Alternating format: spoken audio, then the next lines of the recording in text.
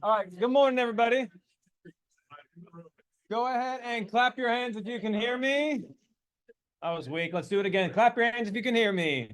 Boom, love it. All right, happy Thursday. We got a jam-packed event for Thursday team huddle for you, realtor huddle for you. For those of you who are new to the space, this is all new to us as well. You guys like it? You like the new space? Awesome. So we will be getting a nice, beautiful long table. When's that getting installed, Rob? The table? When's the table getting installed? It's custom, so hopefully right next. The table's going to be installed sometime this year. Okay. Until then, we have this awesome movie theater styled seating. But if you want to know about upcoming realtor huddles, just go ahead, scan the QR code. You'll get a text. You'll be notified. Today we have two main speakers. One is going to be Christina Mendoza. She used to be on television. She runs a talk show radio, and she'll be talking about entrepreneurship. We also have a guy coming in named Garfield Bailey. He's coming in hot, he said, at 10 o'clock. And he might be actually at the other spot. So, yeah, one you wouldn't mind. Where is everybody? Garfield Bailey's going to be speaking as well. But we actually have some local talent here that's going to be also presenting. Where is he? Oh, he's talking. So Tom is actually, we'll let Tom do his thing. We'll give him 2 seconds. Anyways, upcoming events. Hi, online. Go ahead and unmute yourself. Turn your cameras on, mics on. We want to see you. And upcoming events. Thought I was ready. Okay, so we got Bill Pipes coming next Thursday, right? I was texting with him yesterday. Hey, man, are you coming? Are you able to hang out afterwards and do a lunch with us in a couple of weeks? And he's like, isn't it the 22nd? And I said, yeah. And he's like, that's next Thursday, Johnny. And I was like, oh boy. So this is coming up fast. He's coming. He's going to be at PCAR. We will not be in our beautiful new space. It will be at PCAR. It will be at PCAR. And anyways, if you're interested in hanging out with them and doing lunch, it's going to be hosted at JJ's office. We all know who JJ is. Right after Pipes ends at 12:30, jet on over to JJ's office, and we'll be having lunch with Pipes. So get to hang out with him and shake his hand, get some photos, and ask him some, maybe more specific to you questions. So you can access that there. And then also, here's Garfield Bailey. He'll be speaking in a little bit. But before we bring the speakers up, he's here. Before we bring some speakers up, the sponsor for this meeting, this week's sponsor, is Miss Lisa Massey. Everybody, give Lisa Massey a round of applause. Lisa, would you mind introducing yourself? Good morning, everyone. Did you guys have a good Valentine's Day? Everyone feel loved? Yes. All right. Especially with these. I have more. It's a great turnout today is. Yes. Awesome. I love it. Well, I'm Lisa Massey. I'm the local representative for SNAP NHD. How many in the room have heard of SNAP NHD? Awesome. Number 2 on the RP drop down, pricing is $99.95, includes environmental. And if you don't choose the environmental, it's $69.95. All reports show up in less than 15 minutes. How many of you are now seeing Fortress Fire on the RPA drop down? Page 2Q. Okay. Any questions? Have you guys been feeling nervous about that when you see it? Because you do have to click whether it's applicable or not in the, when you're putting your offer in. So think of it as a roadmap to what insurance companies are looking for. Then you would know about this. And it's a report that costs $140. If you don't close, you don't pay. It's very similar to working with Snap NHD. If you guys don't close, you don't pay with us either.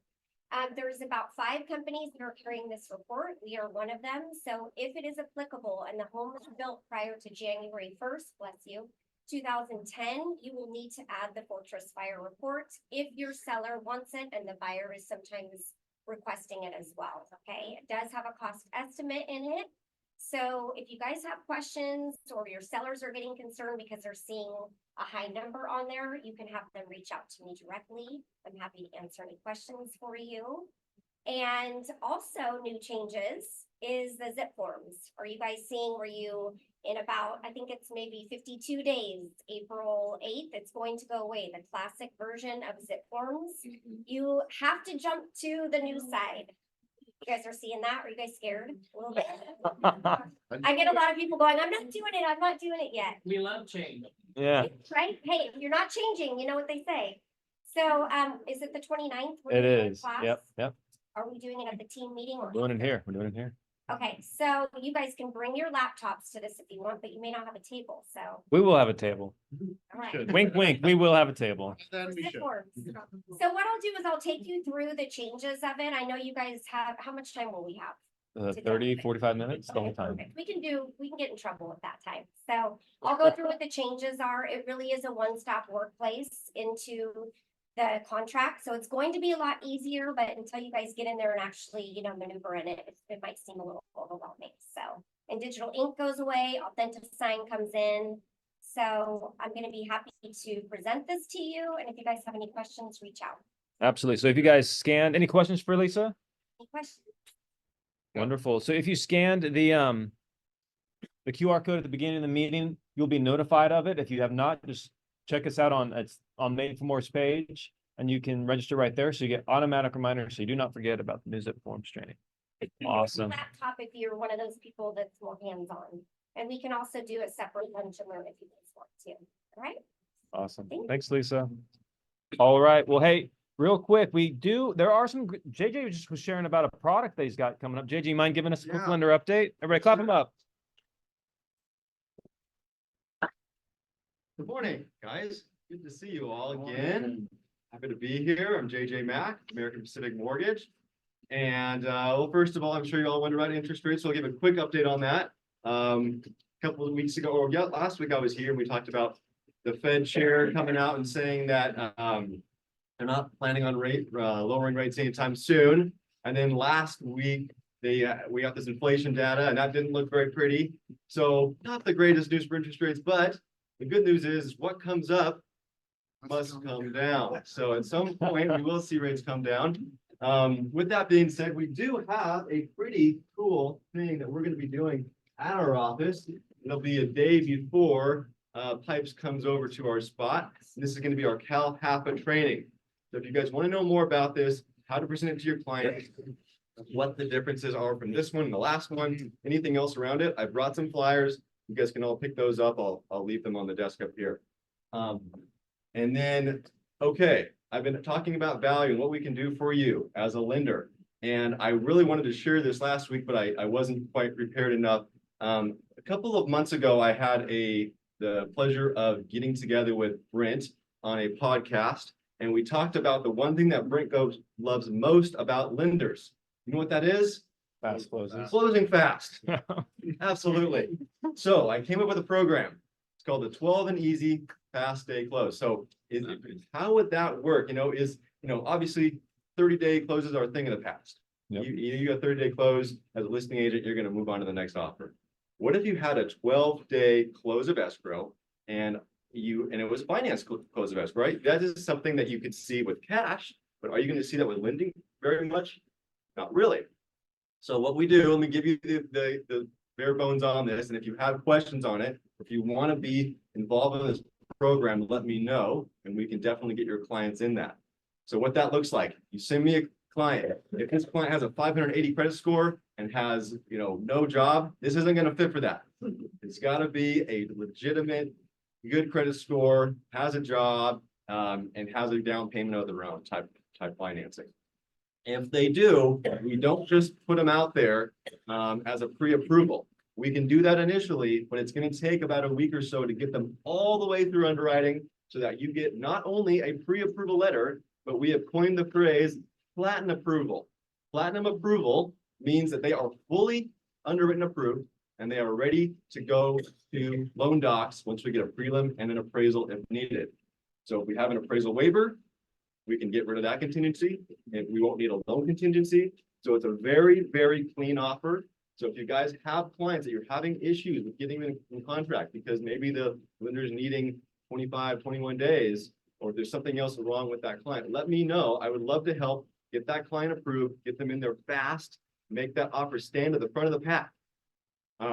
Any questions on that or how it might work? Yeah, somebody said they want to get some information on Cal HAPA link, but what's the best way for them to contact you? That's probably the best way. Yeah, so just go ahead and send a text message to 916-517-1800, and I can send you this flyer, and on it will have the QR code, and you can you can sign up for it there. Awesome. And, what about the second, you want me to talk about that program, or? Yeah, I think it's a killer program. Okay, I'll just be quick. I'm really excited about this. I've been wanting to get a grant program for a long time now, a true grant, not like a loan you've got to pay back. This is a grant program. So if you have a client that wants to put 3 to 5% down and not pay it back, I've got that program for you. We signed up with a lender. Their name is Click and Close. Kind of a weird name, I know, but the program is very cool. I'm still waiting on interest rates from them. That's why I didn't want to present it yet, because I know you guys are probably asking about what the interest rate is. I don't know yet, but if they don't want to pay the 3 to 5% back, this is a great way to go. It's a complete grant, so it does not need to be paid back. So if they're buying a house for 500,000, it's basically $25,000 in free money. Yeah, exactly. Yeah, awesome. $30,000, 5%. What was that? They can refinance or sell, and if it's not. That's correct. Yeah, they have to be in the house for 5 years. But they can refinance for the 5 years? or They can, because it'll be subordinated.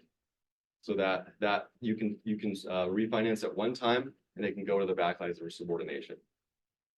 So, and if it's before the 5 years, if after 5 years, it's already forgiven. You don't have to worry about it. But if you plan on living there for 5 years, yes. And usually for the grant program, does it come with a little bit higher of interest rate?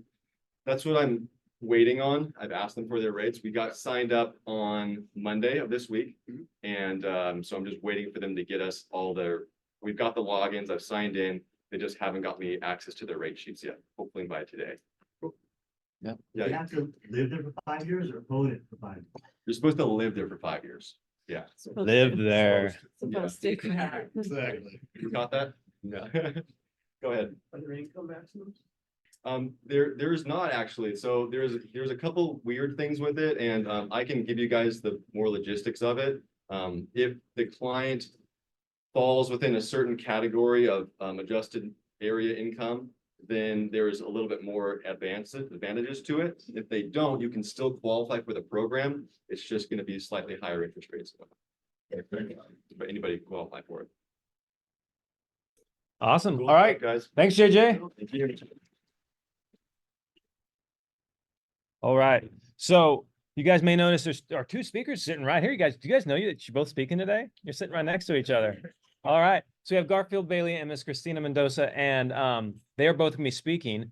But before we get into that, I did promise Mr. Tom Costello 2 minutes.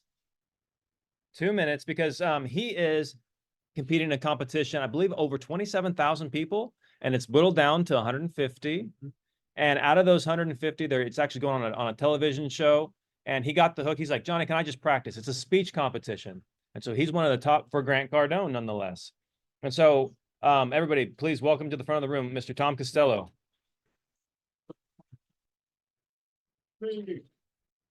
Speech.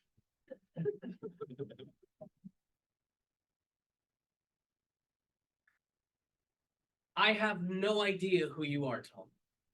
Notes from a casting director to me after an actor's workshop in LA. Best friend, leading man, I just don't get it. I don't know who you are. His words stung around my head for weeks until it finally hit me. He doesn't know who I am because I don't know who I am. And the painful realization of my life at 35, I had no idea who I was. I believe most men face masculinity the exact same way. We are the leading man in the movie of our life, and we have no idea what role to play. And the biggest question every man needs answered is, am I enough? Am I big enough? Am I strong enough? Am I tall enough? Am I rich enough? From the boardroom to the bedroom, I need to know. Am I enough? Now, for most men, our first example of manhood is our fathers. And for most of us, that doesn't go so well. And that's not to say we don't have examples of masculinity, because we do. Stallone, Schwarzenegger, James Bond, I know what to do. Get the bad guy, get the girl, get the money, get the chopper, like a neighbor. Rinse and repeat, there's nothing to it. Yet, if a man even opens a door for a woman today, he can be shamed for belittling her. Toxic masculinity is used to describe what men used to aspire to. I humbly submit to you that toxic masculinity is a lie. It is the absence of masculinity, not the abundance of it, that causes men to use women, abuse children, do shady business deals, skip out on their responsibilities, and worse yet, pick up a gun. and fire into a church or a school full of innocent women and children. Real men do not do that.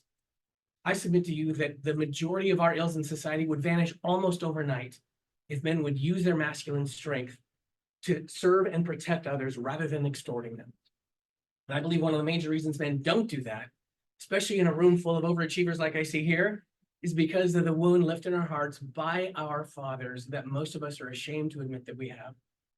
Brothers, I believe that it is the healing of our masculine soul that we not only find that peace in who we are, but our true identity in this world. And if anything I've said resonates with you at all, I implore you to take that masculine journey with me. You can connect with me at Tom Costello 2020. And I beg you to pursue the healing of your wound, because it's only then can we be the husbands, fathers, protectors, providers, leaders of our business that we were born to be. Brothers, our world is going to hell in a handbasket, and we need real men to step up. It's time to step up. Thank you. Awesome. There you go, Tom. All right. Tough act to follow. Tough act, but Mr. Garfield Bailey, please clap him up on the stage.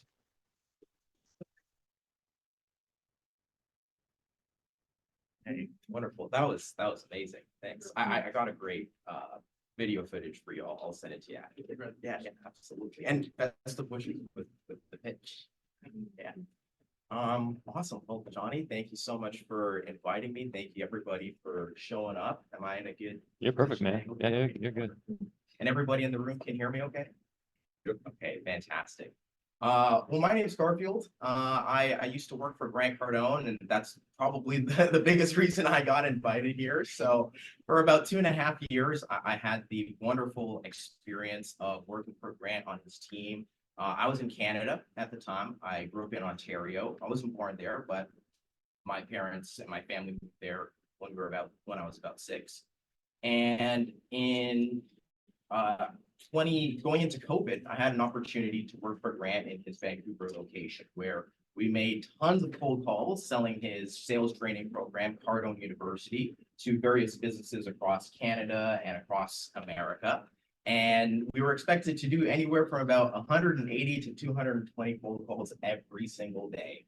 And I would say the best way to describe working at Grant Cardone, hands up if anybody's watched Wolf of Wall Street. Okay, great. So imagine that movie, now take out all of the unethical scenes, all of those, and then just add in like a Navy SEAL type environment of training and, wanting to service really the business community. So that's where my training and probably quite honestly, a lot of this information came from. So really, this isn't really about me. I'm more so a conduit of the information I've learned from just interacting with great business mentors and great business owners over my experience of dialing tens of thousands of businesses and such. So without further ado, I want to get into today's topic, which is about self-doubt or belief. And I don't know if you guys know this statistic. I heard it. I would urge you to actually look it up because I haven't looked this up myself. But it said that over 90% of, I heard a friend tell me that over 90% of people who win the lottery don't actually get the money because they never check the ticket. Because they were literally, they didn't believe that they were going to win when they bought the ticket. And so they just never ended up checking it. And so they lost it. And so I find this to be really interesting because, in life, I think we get a lot of ideas that are like lottery tickets. And a lot of times we just let them go because we don't really delve into, okay, how far can I explore this thing? And so I heard another story of a gentleman named Larry. This was a long time ago. He was a business owner. This was back in the days of like black and white photography and whatnot. So this gentleman, he's walking down the road and things are going real bad for him. And, Larry, he owned a business. Everything crashed and burned. He had to close down his business. He owes people a bunch of money. There's creditors calling him. There's bankers calling him. There's mortgage lenders calling. Like everybody's calling him for money, and he has no idea what to do. So he sits down on this bench. He's got his head in his hands, and he's all worried and stressed out. And this old gentleman is walking by, dressed super sharp, really nice suit. walking by and starts talking to Larry and said, hey, look, what's going on? You look really worried. You look really stressed. Larry says, he just pours out everything. He's like, you know what? I'm just going to talk to this guy. He looks good. He's nicely dressed. I'm just going to tell him all my sorrows and everything that's bad that's going on in my world. So Larry's talking to the guy. And the guy says, you know what? I think I can help you out. So the guy pulls out a checkbook and he writes a check for $100,000, which back then was like a crazy amount of, that was like $1 million today. And Larry's thinking, okay, this is great. I can write off all my debts. I can pay for stuff for my wife, my kids. We'd be at like a vacation. We're good. I'm good. So Larry's looking at this. He's thinking about all the possibilities. And he looks down at the name signed John D. Rockefeller. And he's saying, okay, this is amazing. He looks back up, the guy's gone. Larry runs home. He tells his wife everything that's going on. And he says, you know what? I'm going to take this money and instead of spending it, I'm just going to put it into a safe. And I'm going to go and I'm going to call back all my contacts. And, I have contracts. I have people who, if I can pick a contract fast enough and I can sell it, I might not even need to use any of this $100,000 that this guy gave me. So Larry starts building up this business. He's calling, things are working. He's getting back in the groove. Everything's going real great. A year later, he goes and he meets back up with this guy. He says, you know what, I'm going to go back to this spot a year later and see if this guy's there. And I'm going to give him back the check for $100,000 because I'm going to tell him that, look, I built up a big business. I don't even need to use the money. And so Larry goes back. He's waiting all day, waiting. It's like, the guy's not showing up. He's ready to leave. And he sees the guy walking up in the same suit.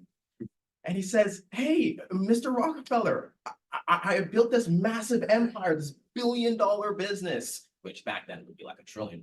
I built this $1 billion empire and I did it. And I didn't even need to use any of the $100,000 he gave me. And before the gentleman can respond, this nurse comes running out and says, oh, stop that man. He keeps escaping from the mental institution, trying to convince people he's John D. Rockefeller. And the business owner loses it. But he immediately realizes, hey, it wasn't the money, real or fake. It wasn't the money. It was the belief and the idea that he could do the thing that allowed him to do the thing. Now, this is obviously a completely fictional story. Maybe it isn't. I don't know. But even if it isn't, I think you guys get the point that we can do just about anything if we just remove the cap of limiting beliefs. And to end off, I want to share a quote from a book that I really, really like. And then I'll end it here. It's about doubts, and it says, having conceived of a purpose, a person should mentally work out a straight pathway to its achievement, looking neither to the right nor to the left. Doubts and fears should be rigorously excluded. They are disintegrating elements which break up the straight line of effort, rendering it crooked, ineffectual, useless. Useless. Thoughts of doubt and fear never accomplish anything and never can. They always lead to failure. Purpose, energy, power to do, and all strong thoughts cease when doubt and fear creep in. The will to do springs from the knowledge that we can do. Doubt and fear are the great enemies of knowledge, and he who encourages them, who does not slay them, thwarts himself at every step or herself. He or she who has conquered doubt and fear has conquered failure. Their every thought is allied with power, and all difficulties are bravely met and wisely overcome. Their purposes are seasonably planted, and they bloom and bring forth fruit, which does not fall prematurely to the ground. Thought, allied fearlessly to purpose, becomes creative force. He who knows this, and she who knows this, is ready to become something higher and stronger than a mere bundle of wavering thoughts and fluctuating sensations. The person who does this has become the conscious and intelligent wielder of their mental powers. Wow. So believe in yourself. I believe there is no limitation in life. We can achieve just about anything that, not just about, we can achieve literally anything that we set our mind to. And I hope you guys have a wonderful year in selling. I look forward to any further talks that we will do together, and I really appreciate your guys' time today. So thank you guys for your service that you do for the community and all the people who you help. And I wish you guys all the best. Keep being. Garfield, real quick. If somebody wants to reach out to you, how can they contact you? Somebody wants to reach out to me, best way, right now would be, I'll do Instagram. That would be the best way. Okay. And then I will, anybody who wants to reach out to me on Instagram, I'll just send you my personal number. And So that Garfield Bailey or? yeah, I am Garfield. Yes, I am Garfield Bailey. Like spelled like that? Garfield. Yeah, Garfield.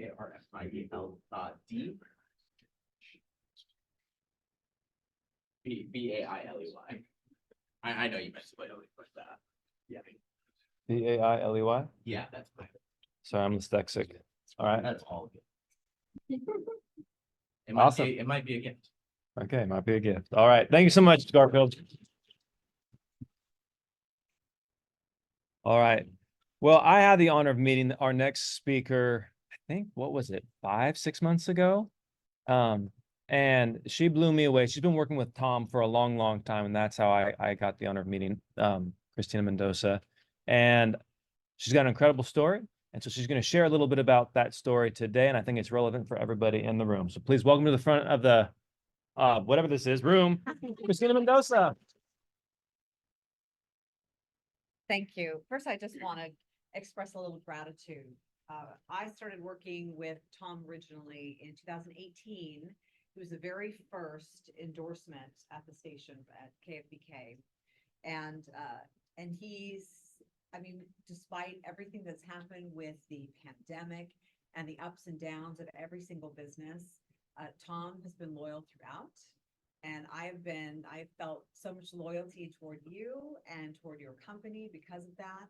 And then it's been also so much fun to watch the evolution of the agency. And now it looks like it's part professional development, part real estate. And I love that because I think that is so uncommon in business that they really care about their employees and care about their professional development. It certainly is not the case in media. So it's not, there's no professional development in media. So I was asked to talk a little bit about kind of my path, and I'm not going to bore you with 30 years of journalism, but the business is very different, as your business is very different now than it was maybe 30 years ago. I mean, when I started in radio, doing news at music stations when every music station had a news department. Then we moved on. I moved on to television, spent time up in Reading. That was my very first on-air market. Came back down, worked in Sacramento at Channel 13 for a while. I went out to Denver, Colorado, and spent time at KUSA, just a preeminent station in the country. I did a lot of reporting, crime and court reporting there, covering a lot of traumatic crime cases. And did some travel there and covered some presidential inaugurations. Came back to Sacramento and spent 22 years at KXTV. And that was a wonderful experience. It took just a life-changing trip to Israel, another life-changing trip to China, and got to cover a couple of places in the world that not a lot of people go anymore, covering some amazing people, and really have had just the time of my life in journalism. I really feel like it's given me a front row seat to so much of what's happening in the world. And then I had the transition out of television, which happened in 2017, as happens to a lot of women in their late 40s who are making a certain amount of money. The station comes to you pretty soon as a media company says, we need to trim. So Dale and I got trimmed along with about 15 other people. And I really thought I was going to leave the Sacramento area. I went down, I interviewed in Los Angeles and almost took a job there. I almost took a job in Atlanta. And it was really family considerations that kept me here. Our daughter was a junior in high school. I just really didn't want to move for her junior year. She was having very successful time in music and school. And so I thought, okay, well, what can I do with these storytelling skills? And I started a company. And my little company, Mendoza Media, has been going on since 2017. I do consulting work for, do a lot of media consulting for politicians. I do a lot of brand journalism, which was a very different thing for me to do brand journalism versus just straight journalism. And I really wondered, can I do both? Can I make both work? And I have. And it's been tremendous getting to know these clients, and getting to know their business stories. And I find those stories as captivating and fascinating as any story that's going on even nationally right now. And I've absolutely loved doing it. And I've developed a kind of a method for this storytelling. And it's something that you could use in your own business as you advertise your own services. It's something you could help with your clients. And basically, when I lay out a story for a client, I consider the client not the hero of the story. As a business, you are never the hero of your own story. Your customer is your hero. You are the fairy godmother. You are the guide. You are the mentor. You are the person with the answer and the ability to get the hero through their hero's journey. And when I keep that mindset going into tell business stories, we tell great business stories. I'm now at KFBK. I've been there since 2018. And those two areas of my life, my business and KFBK, live side by side. It's a big reason why I don't get a lot of sleep, but I have to say I enjoy both, and I don't want to give up either one. My company now is working on a documentary. It's a 1-hour documentary that we're looking to sell to either the History Channel or Amazon or Netflix. We'll see. But it's an hour documentary on a therapy for veterans suffering from moral injury. And it's a fascinating little clinic at a branch of Cordova that's been working with these veterans and a letter writing therapy for trauma. And this woman's having tremendous success with these veterans. So we go through the hour and we tell these veterans stories, and they read their letters, and we talk about some of the healing that's going on. So working on that, and then a couple of nonprofits. I'm also producing video for them this summer that will air at their big gala celebrations in the fall. And then working with local and state politicians on some media training. They have to get on camera and do interviews, so we work on that, and working with some corporate clients as well. So it keeps me busy, but I'm an empty nester. So my daughters are grown and gone. So my husband is a 6th grade science teacher. And I find a lot of inspiration from the things he brings to his classroom. And he does a lot of social emotional learning with his kids that, I find useful myself. So with that, I'd love to take any questions you might have. But again, I'm just here to express my gratitude and say thank you so much for everything you do, for your loyalty to KFBK. And I feel tremendously loyal toward all of you. Thank you.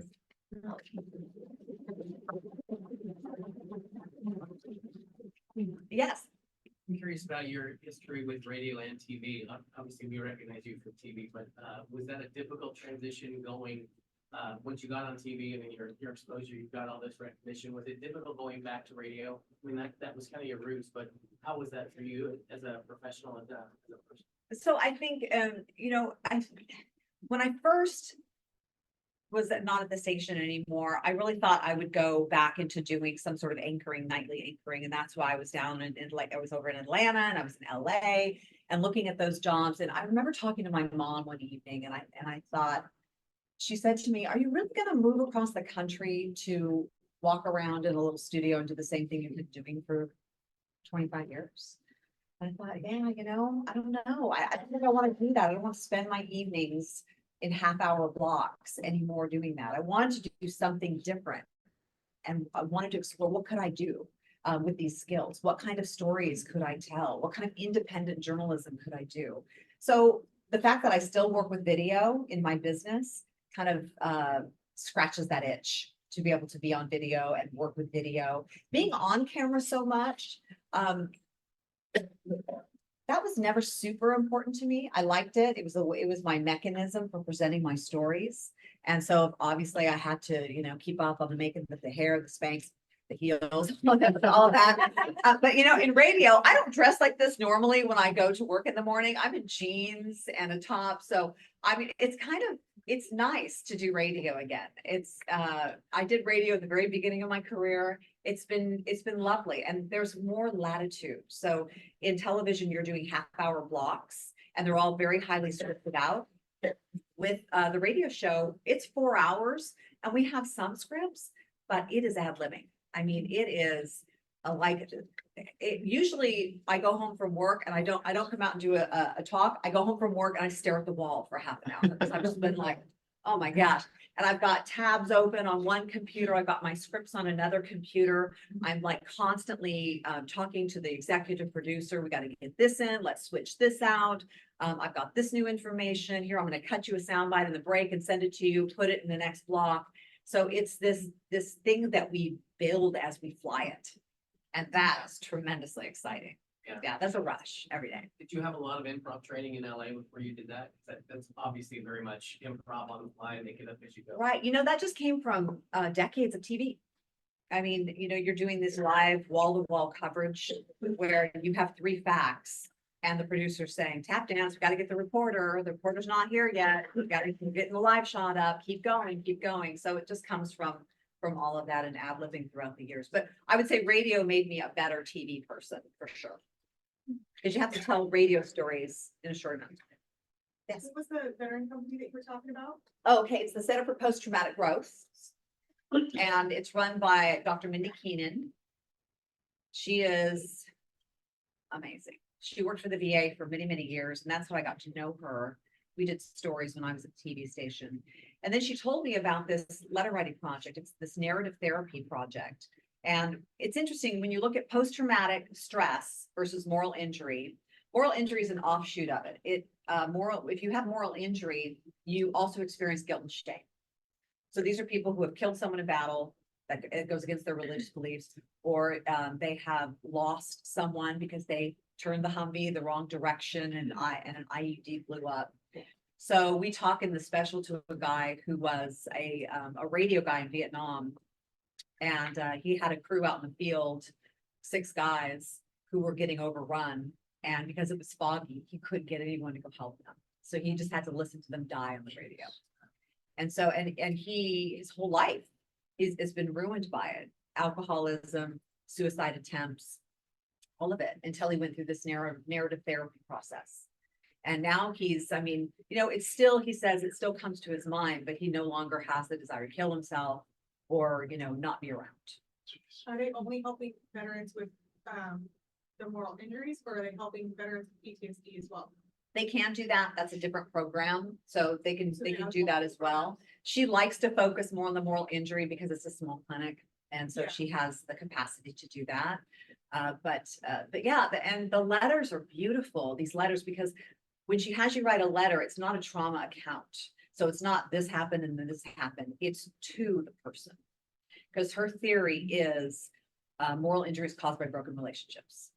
And it's not just veterans. I mean, you're talking about first responders, Do they I mean, help law enforcement too then? law enforcement, all of that. She wants to expand the program, but this special will kind of help people get to know what the program's all about. Yeah, I would love to, because we're constantly looking, so he's a veteran law enforcement, and we work a lot with trying to help other veterans and law enforcement officers. And there is so much trauma that goes on, and there's not a lot of help for them. Right, And you're so- right. And trying to find something that's local to help them is extremely hard. We did find one force program, but all you can do is like brush doors. I'm not saying that's not helpful, but it's Yeah. really interesting to find something else that can help veterans and law enforcement officers, because the things that those men and women go through. are Yes. horrific. Reach out to Mindy. She'll have resources and some additional materials. Yeah. Thank you. Christina, you spoke on transitioning out of TV back into radio, and there's a lot of people in the room right now who are either transitioning in careers to real estate and so like, how much work did that take? What was that process? How did you decide, hey, this is what I want to do full time? So, yeah, the transition's hard because when you've been one thing your entire life and your identity is kind of wrapped up in that, it's tough to make that transition. And I had an example on the negative side, which was my father. So my father was the head of dignitary protection for 3 governors. So he protected Governor Reagan, Governor Brown through both of his stints, and then Governor Duke Majan. And my dad grew up in a really small town in the Central Valley, Los Banos. And he somehow got this job. I mean, he got into the state police and then got this job. So it was he lived and breathed this job. He was gone all the time, especially with Brown. Brown was always struck. So he was gone a lot, and he this job was, I mean, 80% of who he was. He wasn't around a lot. So when the CHP merged with the state police, they took all the guys who were state police officers that were doing that job, this was considered a very prestigious job, and they moved them out. My dad, I think he ended up stopping it. He did it. And they moved all the CHP guys in. No fault of their own. They were the agency taking over. They wanted a prestigious job, protecting the government. And it, in the beginning, it was okay, but I really felt like it led to the destruction of my father. Self-destruction. And he died at like 58, so too young. He drank himself to death basically, over it. And that's very common in law enforcement. But this was a very painful thing for obviously my family to watch. And it really, I was like just starting my career, and it really was a lesson to me about how to transition, how not make sure that your job is a job you are. And as an anchor person, you could do that easily. I mean, people recognize you in public, they have conversations with you about the news all the time. I mean, growing up, my kids and my husband and I couldn't go out to dinner without someone striking up a conversation. I always considered those people my customers. I always, was willing to have the conversation. But it's very easy to tie yourself up when you're in a very public role like that into your identity. So when this happened to me and I was called into the office and said, we are not going to renew your contract. I thought to myself, okay, well, I'm not going to do what my dad did. Let's see what else I can do. And it was the hardest thing, but I accepted invitations from other professionals to networking events. I remember the very first one I went to, it was a Mark Haney event. He knew, obviously everyone knew that, we weren't going to be working in the station anymore. Mark Haney reached out to me and said, hey, I'm having this entrepreneur event.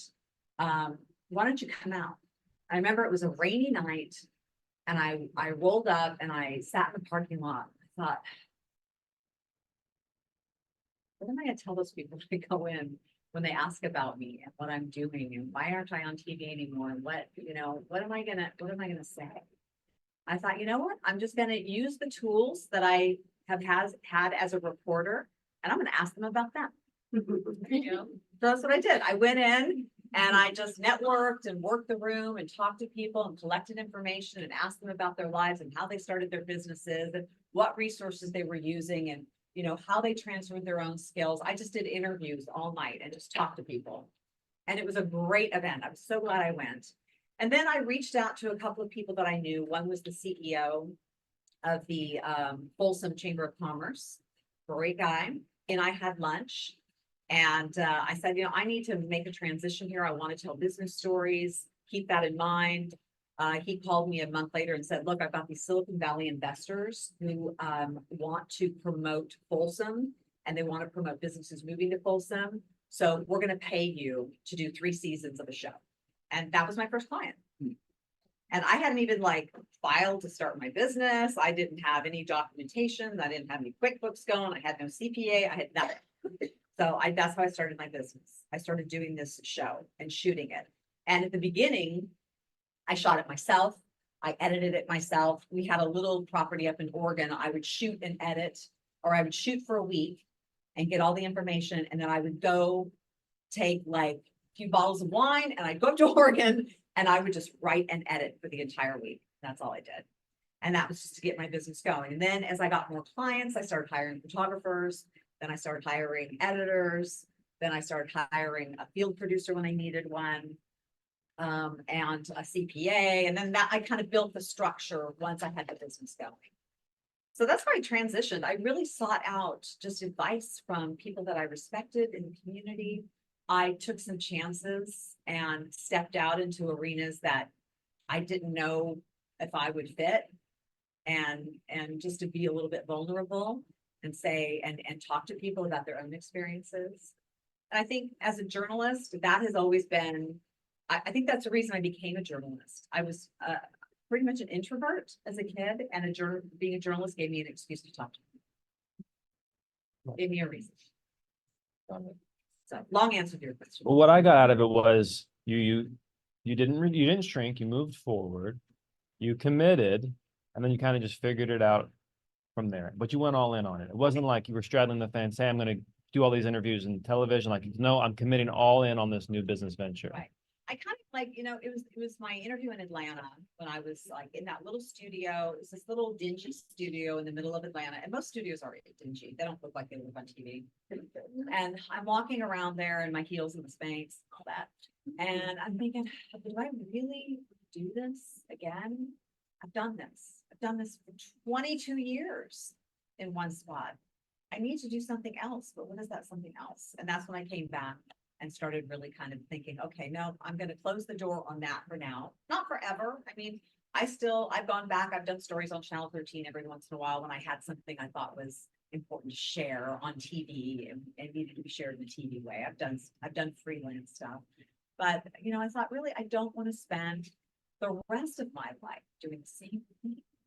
Yeah. I think that resonates, at least with me, hopefully some other people in the room as well. Yeah.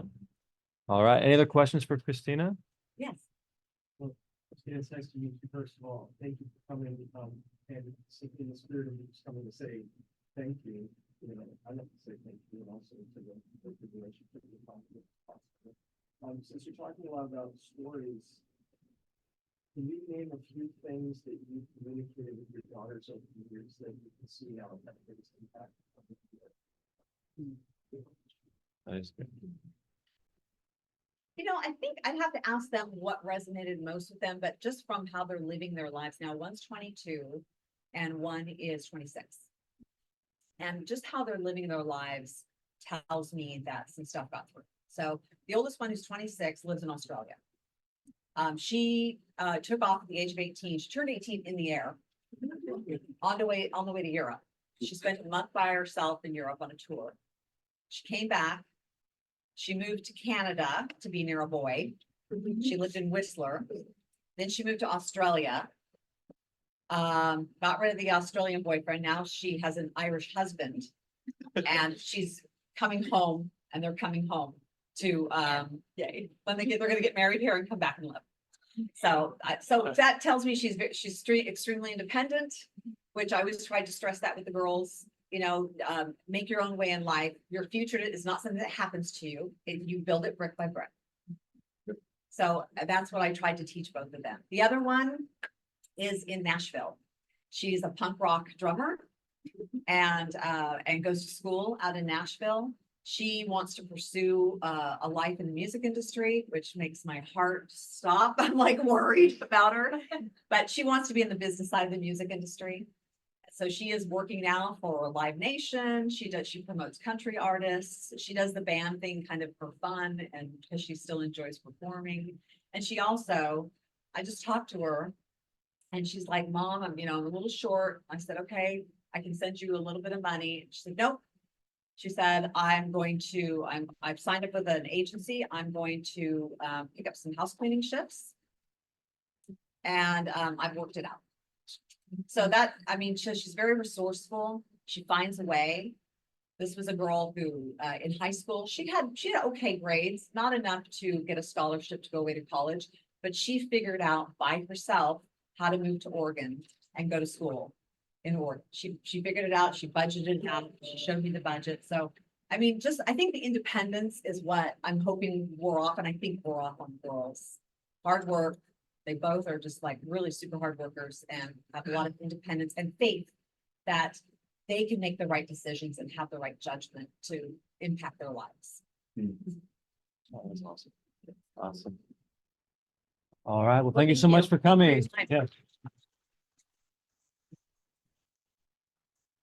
All right, guys. Well, that's all for today. But before you leave, let me make sure you, oh, there we go. Looks like we are in the Wolf of Wall Street movie right now. All right. But starting not next Thursday, because next Thursday is gonna be Bill Pops, but the Thursday after that, for those of you who are interested, at 10:45, if you want to show up a little bit early, we will be talking about coming soons. So if you have listings that you've signed listing agreements or things that are coming up, 9:45. Like, why is everybody yelling at me? All right, 9:45 tomorrow or whatever. Next time we get together, I've not had coffee yet. 9:45, we will be going over coming soon. So if you have listings or if you bring them, if you have buyers, bring that information. So that way maybe we can connect before these properties even hit the market. So we're gonna give this a trial run. I know other offices do it. It's been asked to be done here as we're moving in the new space. So we'll try it out for a couple weeks and see if there's any value for the agent. Sound good? All right. Well, hey, that's all we have for today. We'll see you next Thursday. PCAR. Bye all.